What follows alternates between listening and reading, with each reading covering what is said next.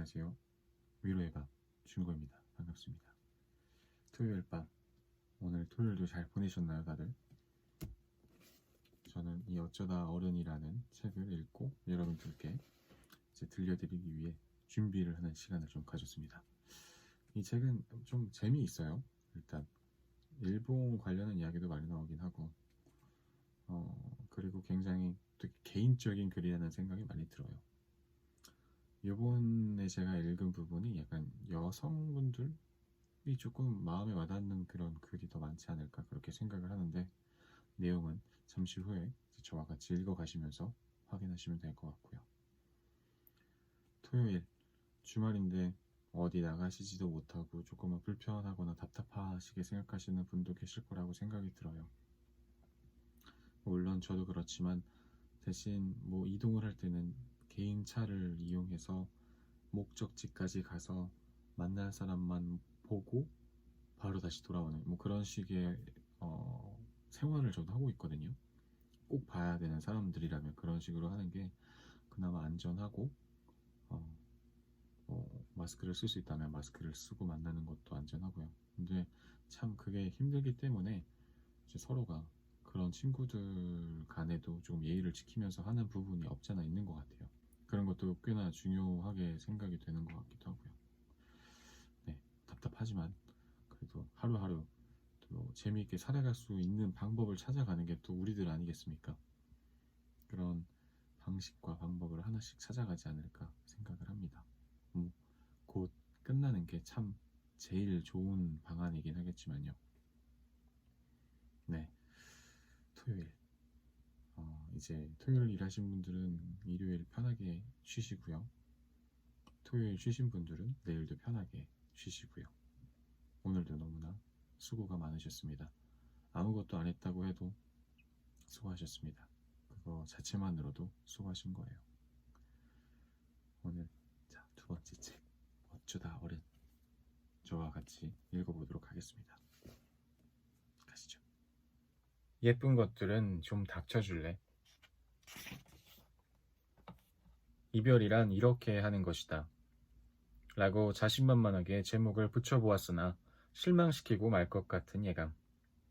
이별은 어떻게 하는 것인지 알고 있을 리가 있나? 너는 그 어떤 여자를 만나도 행복하지 못할 거야 라는 말을 헤어지는 순간 그에게 한 적이 있다. 그로부터 1년 후 그는 세상에서 제일 행복한 얼굴로 결혼식장에 들어선다. 물론 다른 여자와 팔짱을 끼고서. 그때 알았다. 나의 저주는 더럽게도 힘이 없군. 그 어떤 누구와도 행복해지지 못한 주인공은 억울하게도 나였다. 아침이면 퉁퉁 부은 얼굴로 깨어나 밤에는 술을 홀짝이고 거지 같은 내 인생, 자아의 수렁 속을 허우적대다가 잠시 정신 차려 일을 하고 집에 돌아와 다시 술을 찾는 그런 날들이 한동안 이어졌다. 처음에 맥주 1캔에서 맥주 3캔으로, 이거 참 취하지도 않는구나. 주종을 바꿔 소주 반병에서 1병으로. 이후 전반적으로 주량이 늘어난 것은 의외의 소득이었다고 해두자. 얼마 전 이소라의 콘서트에 가서 찌질함의 극단을 달리는 노래를 듣다 또 눈물을 또르르 흘리고 말았다. 나를 사랑하지 않는 그대에게 라는 바로 그 노래다.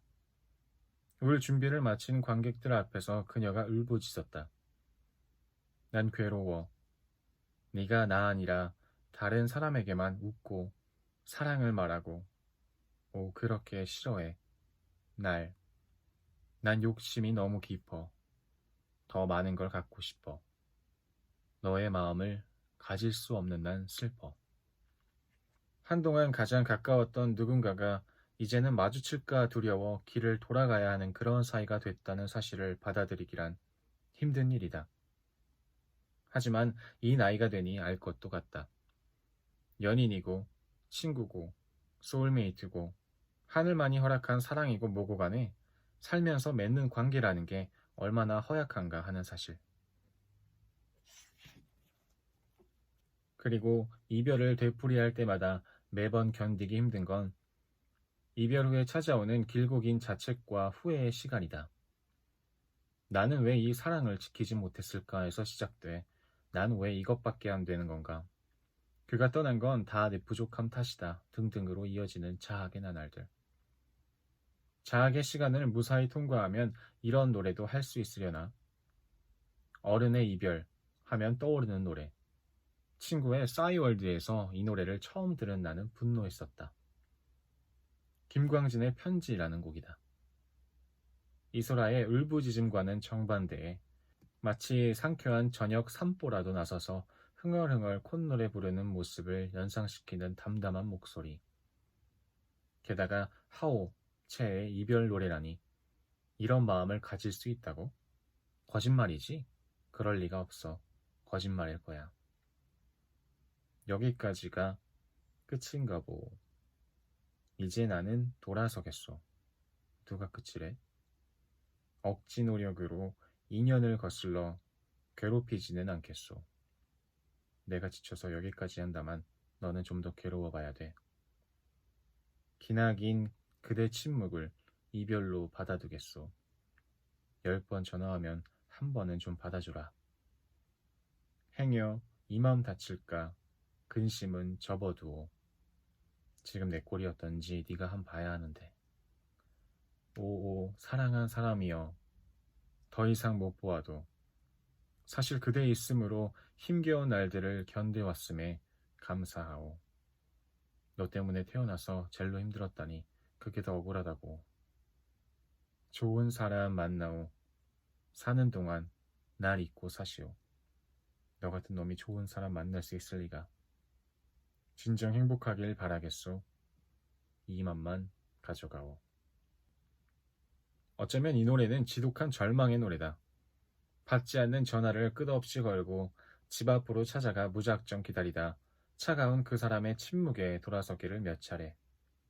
수없는 불면의 밤을 지나 추할 대로 추해진 스스로와 밑바닥에서 대면한 뒤 그런 후에야 비로소 도달하게 된 체념의 순간. 들으면 들을수록 평온한 목소리에 감춰진 아쉬움과 상처가 너무 쓰라리고 아파서 지금도 이 노래를 들을 때마다 자꾸 마음이 울렁거린다. 이별을 어떻게 소화할 수 있을까? 오랫동안 그것이 고민이었다. 이별이 무서워 새로 사랑을 시작하기가 두려웠다. 시작하기도 전에 끝을 걱정하는 건 미련한 짓이라지만 무시무시한 그 과정을 또 되풀이할 엄두가 나지 않았다. 그러던 중 이 노래를 만나게 되었다. 일본 가수 오다 카즈마사의 안녕이란 말은 하지 않아. 항상 즐거웠어. 그 시절엔 주위의 모든 것들이 언제나 우리를 따스하게 감싸는 듯 보였지. 슬픔은 머지않아 사라질 것을 알았어. 기쁨은 언제까지나 영원히 빛날 거라는 것도. 활짝 깬 이런 날엔 언제나 생각하지. 날듯이 빠져나온 지난 날의 우리 모습을. 마음은 지금도 그때 그대로. 추억, 그리고 너에게. 그러니까 안녕이란 말은 하지 않아. 슬픔은 언젠가 끝이 나지만 사랑에서 기뻤던 순간은 그보다 오랫도록 빛난다. 생각해보면 진짜 그렇다. 슬픔보다 기쁨의 유효기간이 더 길다. 그러니 세상에 우리 둘밖에 없는 것 같았던, 서로의 존재만으로 우주를 꽉 채울 것 같았던 그 빛나는 순간에게 안녕이라고 말하지는 않겠다고 가수는 외치고 있다. 그런 추억, 다행히 내게도 있다. 신촌의 한 백화점 앞, 술에 취했는데 택시가 잡히지 않는다고 징징대던 나를 떠올린다. 거기서 꼼짝 말고 기다리라며 차를 몰고 고속도로를 달려오던 그 아이를 기다리던 밤. 12시가 넘은 신촌대로에는 선선한 바람이 불었고 그 바람 때문에 술은 점점 깨어가고 비틀거리며 백화점 앞을 지나는 사람들을 바라보며 왠지 즐거워 마냥 웃음이 나왔던 그 사람을 잃고 울던 밤은 이제 희미하지만 사랑으로 빛나던 그 시간은 내 안에 오랫도록 남았구나. 그 기억이 어쩌면 앞으로 쭉 힘겨울지 모르는 시간을 위로해 주겠지. 이별은 아무리 해도 훈련이 되질 않는다. 하지만 그날 감히 행복하다고 말할 수 있었던 그 시간을 떠올리면 미움과 자책은 차곡차곡 깨어 마음의 구석진 서랍에 집어넣을 수도 있을 것만 같다. 그렇게 몇 개의 반짝이던 순간만을 또렷하게 되새김하며 아마도 이별은 그렇게 하는 것이겠지.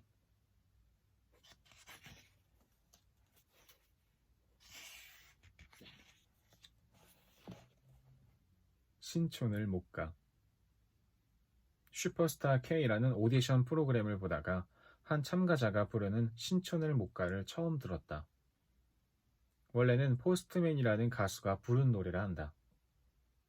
사랑하는 사람과의 추억이 너무 깊게 새겨져 있어 신촌을 가지 못한다는, 혹시 너와 마주칠까봐, 널 보면 눈물이 터질까봐, 친구들이 한잔하자고 또 꼬시며 불러대도 난 안 가, 아니 죽어도 못 가, 울부짖는 슬픈 이별 노래다. 가사를 들으면서 아, 이런 노래 내가 먼저 만들 수 있었는데 아쉬워했다. 서울에서 20대를 보낸 사람치고 신촌에 연애의 흔적 하나 안 남긴 이가 있겠는가마는 나 역시 꽤 오래 신촌을 가지 못했다. 꼭 가야 할 일이 있어 지날 땐 눈을 아래로 내리깔고 바쁜 일이라도 있는 사람처럼 재빠르게 걸었다. 노래 가사처럼 너도 어디선가 나처럼 울까 그런 너를 마주칠까 두려워 못 간 건 아니고, 함께 다니던 식당이나 술집이 빤했던 관계로 근처를 지나다 혹시 마주치는 사태가 벌어지지 않을까 싶어서 반가운 척을 할 수도 모르는 척을 할 수도 없는 어색한 상황을 만들고 싶지 않아서였다. 데려다주던 아쉬워하던 막차 버스 안에서 우리 좋았지, 우리 너무 좋았지 같은 달콤한, 절절한, 애달픈 기억도 있고, 아 그때 저기서 미친 듯이 싸웠는데 왜 싸웠지 싶은 민망한 추억의 장소도 있고, 아무튼 가지 않는 것이 상책이라며 피하다 보니 신촌에 아는 밥집, 술집이 하나둘 사라졌고, 그러니 더욱 갈 일은 없어지고 결국 자연스레 발길을 끊게 되어버렸다. 옛 연인과 우연히 길에서 마주쳤을 때 사람들은 과연 어떻게 행동할까 늘 궁금했다. 헤어진 직후 여자들의 결심은 대략 비슷할 것이다. 산뜻하게 머리를 바꾸고 정성 들여 화장을 하고 우연이라도 널 만나면 눈이 부시게 웃어주며 놀란 네 모습 뒤로 한 채 또각또각 걸어가려 해. 에일리의 노래 보여줄게다. 헤어진 그 사람에게 완전히 달라진 나, 훨씬 더 예뻐진 나를 보여주고 말겠다는 다짐. 그런데 또 인생이 그렇게 계획대로 될 턱이 없다 하여 이런 식이다. 늦잠을 자 화장도 못하고 아무 옷이나 걸쳐 입고 급하게 뛰어나와 하루 종일 찜찜한 기분이었던 어느 날 퇴근길에, 혹은 주말 떡진 머리에 야구 모자 하나 눌러쓰고 편의점에서 구입한 컵라면과 소시지가 든 검은 비닐봉지 털레털레 흔들며 돌아올 때, 이런 때가 그 남친과 마주치게 되는 비운의 타이밍. 너무나 추레한 모습을 그가 미처 알아보지 못하고 지나쳐주길 간절히 바라보지만 그 사이 라식 수술이라도 했는지 저 멀리서부터 알아보더라. 나 역시 몇몇 시나리오를 생각해두기도 했으나 그대로 흘러간 적은 없다. 가령 A군. 둘 다 아는 친구의 결혼식에서 예상했던 대로 그와 마주쳤다. 결혼식 하객이니 화장도 차림새도 괜찮았고 환하게 웃으며 자연스럽게 인사만 건네면 되겠구나 싶었다. 식이 끝나고 피로 연장으로 향하는 복도에서 마주쳤다. 웃음을 지으며 입을 열려는 찰나 그가 내 시선을 황급히 피했다. 나와는 다른 선택, 즉 모르는 척하기를 택한 것이다. 피로연 자리에서도 근처 테이블에 앉아 있었지만 줄곧 투명인간 취급이다. 제가 아직 정리가 안 되었나 보다. 이해해. 라고 친구들은 위로했지만 꼭 저렇게까지 해야 하나 싶었다. 냉정한 무시도 마음 상하지만 그 반대의 경우도 유쾌하지 않긴 마찬가지다. 가령 B씨. 대로 한복판에서 긴 세월 술친구라도 만난 듯이 큰 소리로 반갑게 부른다. 우리 사이에 무슨 일이 있었냐는 듯 언제라도 만나서 술 한잔할 수 있는 사이 아니었냐는 듯 정겨운 말투. 야, 너무 반갑다. 잘 지냈지? 언제 밥 먹어야지. 너 회사 옮겼다며? 잘 나가는구나. 한 대 쥐어받고 싶은 명랑함이다. 저건 철저한 리허설을 거친 연기일까? 아니면 진짜 귀엽고 완벽한 반가움의 표현일까? 당황하면 지는 거다. 마음을 다잡고 상대의 박자를 맞춰준다. 그럼 잘 지내죠? 다음에 한잔해요. 그러게요. 제가 좀 일을 잘하잖아요. 호호. 그러고서 돌아서는 길. 우리 지금 뭐 한 거니? 발연기 대결도 아니고. 그렇다고 아련한 표정으로 말끝마다 그때 좋았는데 를 읊조리는 사람. 더 나쁘다. 가령 C 오빠. 회사로 불쑥 전화를 걸어와선 인터넷으로 검색해 어느 회사에 다니는지 찾아냈다며. 근처에 왔으니 한번 보자 한다.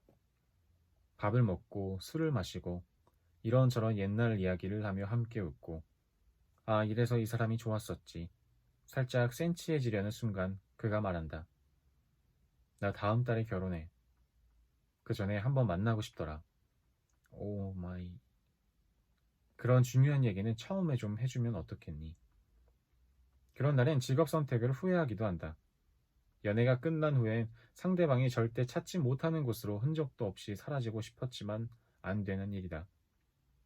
인터넷 기사 검색 몇 번만 해보면 요즘 어느 회사 무슨 부서에 있는지 누구를 만나고 다니는지 어떤 영화와 어떤 책을 보며 사는지 금방 알아낼 수 있으므로 때로는 노화를 있는 그대로 보여주는 사진까지 딱.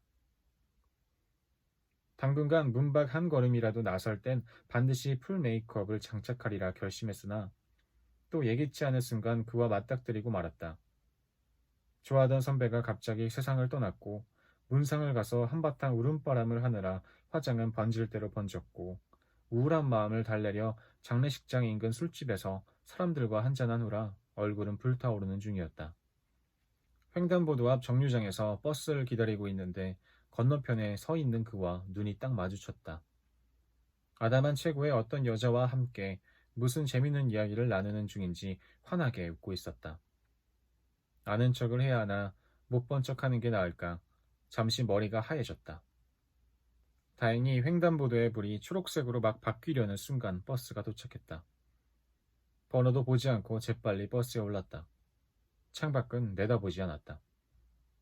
집에 돌아와 잠들 때까지 10번쯤 웃고 있던 두 사람의 모습이 떠올랐다. 조금 아팠다. 하지만 오래 뒤척이지 않고 잠들 수 있었다.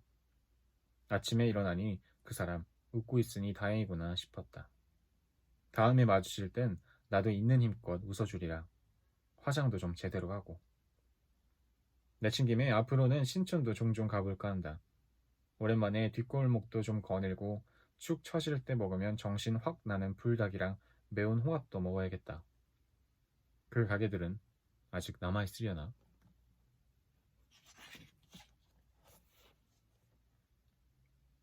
그때 그 옷걸이. 옷걸이라고 네이버에 치니 옷을 걸어두도록 만든 물건이라고 설명해준다. 맞다. 옷걸이는 옷을 걸어놓는 물건이다. 그러나 나에게 옷걸이란 왠지 발음하는 것만으로 웃음이 배어나오는 각별한 의미다. 일단 이렇게 정의해본다. 옷걸이. 외국이나 낯선 도시에서 생활을 시작할 때 꼭 필요한 물건. 하지만 깜빡하고 챙겨가지 않을 가능성이 높은 물건. 옷걸이 때문에 누군가에게 반한 적이 있다. 대학 때 미국으로 교환학생을 갔더랬다. 20몇 해의 삶 중 처음으로 외국에 장기 체류하러 나가는 길이었다. 말도 안 통하는 나라에서 몇 개월간 살아야 할 일이 막막했고 가능하면 이것저것 챙겨가자 싶었다. 집채만한 이민 가방을 붙이고 비행기에 올라 미국으로 향하는 길.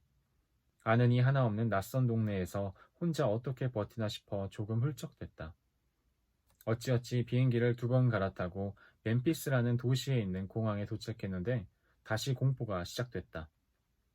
마중을 나온다던 학교 소속 운전기사 아저씨가 보이지 않았던 것이다.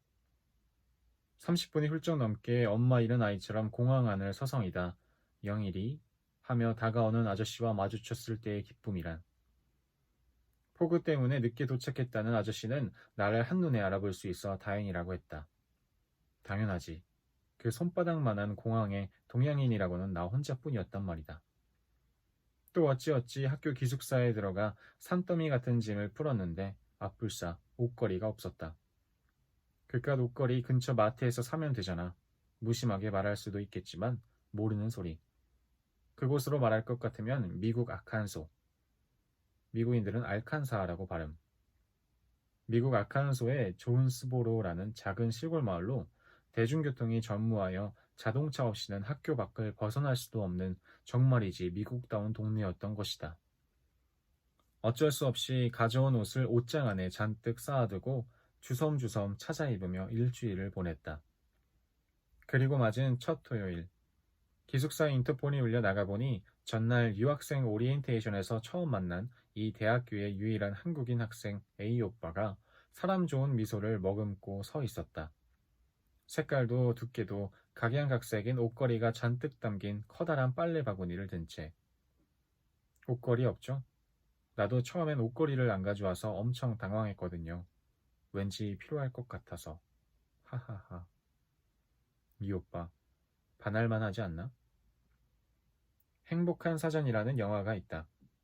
주인공 마지메는 내성적이고 소심한 남자다. 다른 이와 눈을 마주치는 일이 가장 어렵고 말이라도 걸라치면 몸부터 덜덜 떨려온다. 적성과는 상관없이 입사한 출판사 영업부에서 고군분투하던 그가 갑자기 사전 편집부로 발령을 받는다. 때는 1995년. 전자사전 보급이 확산되고 젊은이들 사이에는 사전이 없는 신조어가 판을 치는 시대. 회사는 각 세대의 언어를 포괄하는 새로운 종이사전, 대도해를 준비하는 중이다. 사전 편집부로 처음 출근한 날, 마지막에는 하숙집 할머니에게 고민을 털어놓는다. 저는 제 마음을 잘 표현하지 못해요. 다른 사람들의 생각도 모르겠고요. 이런 제가 사전을 만들 수 있을까요? 할머니가 답한다. 다른 사람의 마음은 원래 아무도 모르는 거야. 그걸 전하라고 말과 글이 있는 거지. 영화의 원작은 미우라 시온의 소설 배를 엮다. 말의 망망대해에서 누군가에게 닿기를 희망하며 내 마음을 가장 잘 드러낼 단어 하나를 찾는 사람들. 이런 이들에게 사전은 진심을 실는 배라는 멋들어진 비유다. 이 영화를 보며 옷걸이 사건을 떠올린 건 수줍음 많은 마지메 역시 나만큼이나 금사빠였기 때문이다. 어느 날 하숙집 할머니의 손녀 카구야가 길고양이를 안고 있는 모습을 우연히 발견한 그는 순식간에 사랑에 빠진다. 태어나 처음으로 느낀 사랑. 그는 너무 충격이 커 제대로 출근도 업무도 못할 지경이 된다. 그렇게 안절부절 못하는 그에게 사랑이라는 단어의 뜻을 작성해보라는 지시가 내려지고 그는 몇 날 며칠 자신의 마음을 들여다보고 단어를 어루만지며 이런 정의를 만들어낸다. 사랑. 어떤 사람을 좋아하게 되어 자나깨나 그 사람 생각이 떠나지 않고 다른 일이 손에 잡히지 않아 몸부림치고 싶어지는 마음의 상태. 이루어지면 하늘에라도 오를 듯한 기분이 든다. 금사빠로 시작됐지만 마지막의 사랑은 길고 뜨겁게 이어진다. 마음을 전하고 싶지만 용기가 없어 망설이기만 하던 그는 결국 손편지로 자신의 마음을 전하기로 한다. 하지만 단어광 사전 편집자답게 어려운 단어를 궁서체로 쓴, 그래서 대부분의 사람은 이해할 수 없는 편지다. 영화에서는 편지의 내용이 자세히 나오지 않는데 그래서 더 로맨틱하고 궁금하다. 컴퓨터 자판 한번 두드리면 모든 정보가 쏟아지는 시대. 이 영화는 아직도 손편지 같은 종이의 손맛을 사랑하는 이들을 따뜻하게 보듬는 영화이기도 하다. 얇지만 쉽게 넘어가는 최적의 종이를 찾기 위해 실험을 거듭하고 눈이 빠지도록 교정지를 들여다보며 빨간 펜으로 옷자를 수정하는 등장인물들의 모습은 천천히 가는 것의 아름다움을 보여준다. 가장 인상적이면서 영화의 주제를 드러내는 장면은 이거다. 영화 초반, 사전 편집부 직원들은 자신의 팀으로 스카우트할 인물을 찾아다니며 질문한다. 오른쪽이란 단어의 뜻을 말해보라고. 오른쪽, 오른쪽이라. 포털 사이트 검색창을 두드려 보기 전에 나라면 뭐라고 답했을까 한번 생각해 보시길. 오른쪽, 왼쪽, 오늘, 내일, 사랑, 우정, 옷걸이. 일상을 떠다니는 단어에 대한 나 자신만의 정의를 찾아가는 일. 그래서 차곡차곡 한 권의 사전을 만들어내는 과정이 바로 인생 아니겠느냐고. 영화는 심심하고 느릿하게 묻는다. 그리고 옷걸이 때문에 시작됐던 그 사랑 말인데 결국 서태지 때문에 끝나버리고 말았다. 1990년대 초반을 이 땅의 청소년으로 산 사람이라면 서태지와 아이들의 교실이디아나 너와 함께한 시간 속에서의 가사 정도는 외우고 있어야 마땅하다고 생각했던 나. 어느 날 학교 교정에서 추억에 잠겨 서태지의 노래를 흥얼거리던 중 그가 그 노래를 잘 모른다는 사실을 알게 되었다. 너를 처음 만난 그때를 이런 식. 놀람과 실망이 동시에 엄습해오며 호감의 배터리 잔량이 급감하기 시작했다. 금사빠다운 속도감 있는 마무리가 인상적이었던 에피소드다. 시간이 조금 지나서야 그가 서태지가 활약하던 시절을 미국에서 보냈다는 사실을 헤아리게 되었고, 설사 그렇지 않다 하더라도 서태지 노래를 모른다고 누군가를 싫어하는 게 말이 되냐라는 깨달음이 물려왔다. 이렇게 철없는 짓을 거듭해온 탓에 아직은 사랑이라는 단어를 멋들어지게 정의 내리진 못하고 있으나 그럼에도 희망은 쉽사리 버리진 않으련다. 금사빠에게 사랑은 자주 찾아오는 것일 테니까.